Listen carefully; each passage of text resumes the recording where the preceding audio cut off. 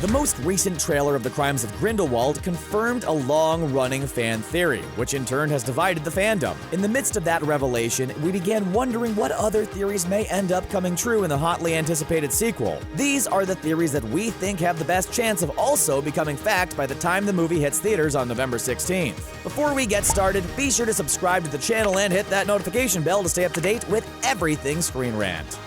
Why wizards can apparate into Hogwarts. As soon as Fantastic Beasts: The Crimes of Grindelwald launched its first teaser back in the spring of 2018, many people began theorizing over any little detail. One large detail, though, left many diehard fans gobsmacked, as the trailer opened up with multiple wizards apparating into Hogwarts. As you undoubtedly know, no one but the headmaster has the power to teleport out of the school, as the grounds have magical wards that limit this ability. Many fans cried foul over this, stating the prequel film was already getting things wrong. But the movie is written by J.K. Rowling herself, so we'd like to think that she knows what she's doing. One theory goes that after the conflict with Grindelwald, Dumbledore had to set up new security measures to protect the school. Perhaps the Dark Wizard attacked the school looking for Albus at some point over the course of the prequel series. Another distinct possibility is that this wasn't implemented until the 1940s at least, in order to prevent Tom Riddle from sneaking into the school looking for magical objects to stash his Horcruxes in. Either way, it seems that it was the genius of Dumbledore that would limit the coming and going on the school grounds for safety reasons, and that the power to come and go in the school is something that lies with the headmaster.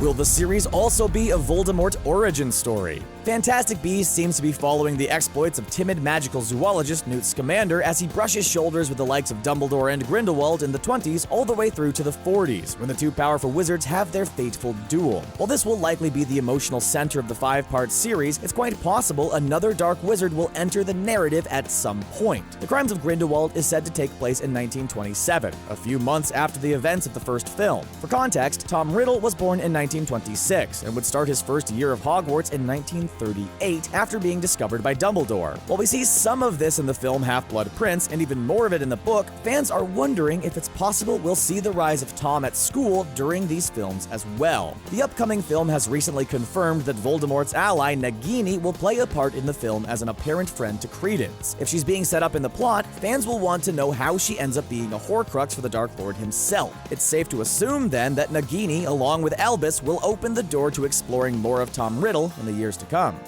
Credence Lestrange. The first Fantastic Beasts film introduced us to Credence Barebones. While he may have seemed weak and feeble in that film, it was eventually revealed he was an Obscurus and the source of power Grindelwald was looking for in New York City. Credence is an orphan and was adopted by the muggle Mary Lou Barebone. She beat him repeatedly, which likely suppressed his magic over the years and turned him into an Obscurial. But just who is Credence's real family? The second trailer for Crimes of Grindelwald suggests Credence may have a relation to the Lestrange family. In a blink and you'll miss it moment, a stranger can be seen looking at a family tree of sorts on a brick wall, possibly in a sewer or underground passage. We can see that Credence Barebones is seemingly linked to Corvus Lestrange, who in turn is also related to Zoe Kravitz's Leta Lestrange. It could be possible that the Lestrange family are looking for their powerful kin and hoping to recruit him into the family. If this happens, Credence could very well be directly related to Bellatrix Lestrange, and by extension, the noble house of Black.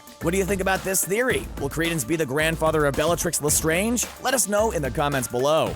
A strange equation. We only caught a glimpse of her in the first Fantastic Beasts movie, but Zoe Kravitz's Leta Lestrange will play a more prominent role in the upcoming sequel. She used to be Newt's closest friend, and maybe even lover once upon a time, but the two have since had a falling out. But she isn't the only one Newt's had a falling out with. Newt has a widely popular and respected brother, Theseus. He's a war hero, and currently works as an Auror or Dark Wizard catcher for the Ministry of Magic. Even more interesting, though, is that he's currently engaged to marry Leta Lestrange. Now, if you'll forgive us, that in of itself is rather strange. There's a theory that suggests that Leta Lestrange isn't with Theseus for love, or even social rank. She's only marrying Theseus to get back at Newt for hurting her, and to pit the two brothers against each other. Considering the Lestrange's automatic association with the dark arts and that Grindelwald is on the rise, one has to wonder where her loyalties lie, and how she's manipulating her powerful fiancé in that theater. While we've seen the Scamander brothers fight side by side in the trailer, we don't know where that battle lies in the film, and if Theseus will end up betraying his brother by the time the credits roll.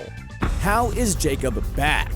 One of the standout performances of the first Fantastic film was, of course, Jacob Kowalski. Played by Dan Fogler, Jacob is a nomad who ends up getting sucked into the greater wizarding conflict when he bumps into Newt Scamander in New York City. He's a lovable goof who just wants to open up a bakery. During his quest to aid Newt, he falls in love with Queenie Goldstein. But Jacob wouldn't quite get the happy ending he deserved, as his memory was wiped, as there could be no witnesses to magical events by a non-magical being by law. Interestingly though, Jacob opened his bakery and many of his pastries are themed around the fantastic beasts he encountered during the first film. With Jacob being back in the second installment and not being freaked out by magic, one has to wonder if there's more to Jacob than meets the eye. So, how is this possible? There are a few possibilities, including Newt and Queenie undid the memory wipe. But considering he has magical beast pastries and that he touched his bite mark when he saw Queenie again, we think that the memory wipe didn't work properly on Jacob. Perhaps Jacob has some dormant magical powers and was never found out by Ilvermorny, so he still retained many of his memories, albeit a bit hazy and fractured. How do you think Jacob remembers everything?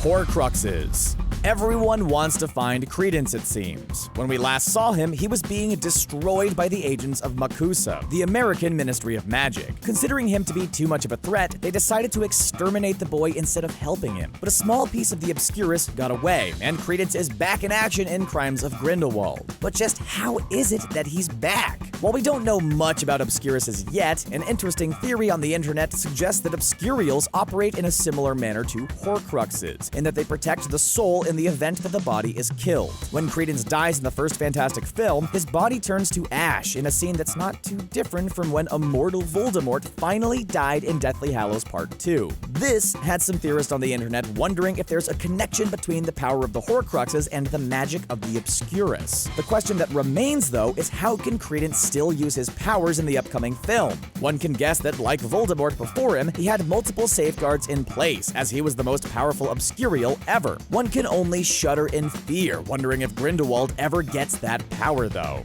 Fascism on the rise. So far, the Fantastic Beasts series has taken place in the mid-1920s. Grindelwald is on the rise, building followers and an army to create a new world order. Grindelwald is a pretty evil dude and has done countless horrible things over the decades. Heck, he's even built a prison called the Noonan Guard to house his prisoners. Does all this sound perhaps a bit familiar? If you're at all familiar with history, then it probably should. It's probably no coincidence that Grindelwald's rise to power coincides with the rise of fascism and the Nazi Party in Germany, who won the election in 1933. While the Allies were fighting the Axis powers in World War II, the wizarding world had their own tyrannical dictator to contend with. But what if Grindelwald was responsible for the rise of the Nazi Party? Many of his ideologies and beliefs can be found in the doctrines of the Nationalist Socialist Party, as in they both believe in a world where their kind towers over others. What if Grindelwald actually influenced the Muggle Nazis to fight a war to distract the world from their own war, which was likely getting heated towards this time? But even more interesting is that Grindelwald was defeated in 1945 in a duel with Dumbledore, the same year World War II ended. So it really seems that Grindelwald's dark magic had an effect on the world, directly or indirectly. Seraphina, double agent?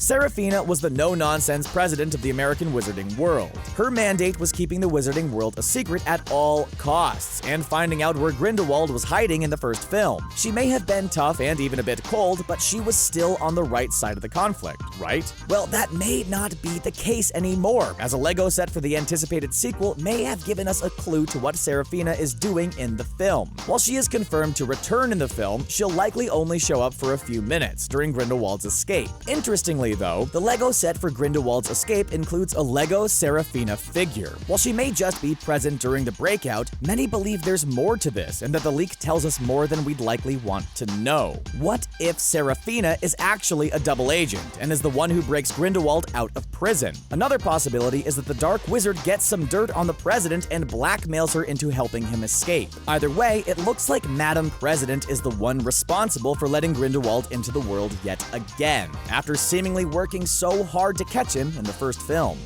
Why Newt? Dumbledore and Grindelwald were childhood friends, but now one has turned into a genocidal maniac with the sole focus on making a new wizarding order. Grindelwald is second only to Voldemort in terms of most evil wizard ever, but his arguments were so compelling that Dumbledore himself helped create a lot of Grindelwald's ideologies. Considering that Dumbledore can be seen as partly responsible for the current events in the film, it's kind of surprising that the Transfiguration Professor isn't taking a more hands-on approach in hunting down the Dark Wizard. Instead, he tracks down and recruits Newt Scamander to undertake the mission for him. This is most curious, as Newt is not an Auror, and the Ministry of Magic likely has the resources for such a manhunt if Dumbledore is emotionally incapable. This theory suggests that since Newt was the one who revealed Grindelwald to the American wizarding government, that he should be the one to undertake the mission. That and Newt's understanding and compassion for the Obscurials, which Grindelwald is likely still looking for. It's also likely that the Ministry is aware of Dumbledore's association with Grindelwald and is following him, preventing him from getting involved. Although if we're being honest here, it seems pretty cold of Dumbledore to send his former student, who isn't proficient in defense against the dark arts, to track down the greatest dark wizard of all time.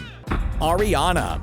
Well before the events of the Fantastic Beasts movie, there was a duel that would forever change the course of history. In 1899, Ariana Dumbledore was being hidden by the neighborhood of Godric's Hollow. In a fit of anger and confusion, she accidentally killed her mother in a violent explosion. What followed was a three-way duel between Grindelwald, Albus, and Aberforth Dumbledore that left Ariana dead as collateral. This information is largely glossed over in the films, but in the Deathly Hallows novel, it heavily implies that Ariana may be more than she was letting on. Rowling describes that Ariana's magic was being suppressed due to her being violently attacked by a group of muggles who saw her practicing. Are you beginning to see a pattern here? We've talked a lot about Credence in this video and his obscurial powers. With that in mind, it's very likely that Ariana, who exhibited similar symptoms, is also an obscurial. If so, then Grindelwald likely knew this, as he was very close with Albus Dumbledore and likely saw her while visiting his friend at home. This could be what got him so interested in the magic and why he wants to hunt down Credence so badly, as he's seen what that particular kind of magic can do. With that kind of power under his control, he can create a new wizarding order without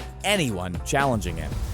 That's it for now, everyone. Of all the theories on our list, which one do you think is the most likely to happen in the upcoming sequel? Do you have any theories of your own? What are your thoughts on Claudia Kim playing Nagini? Let us know in the comment section below, and be sure to like this video and subscribe to the channel for more content like this in your playlist every day.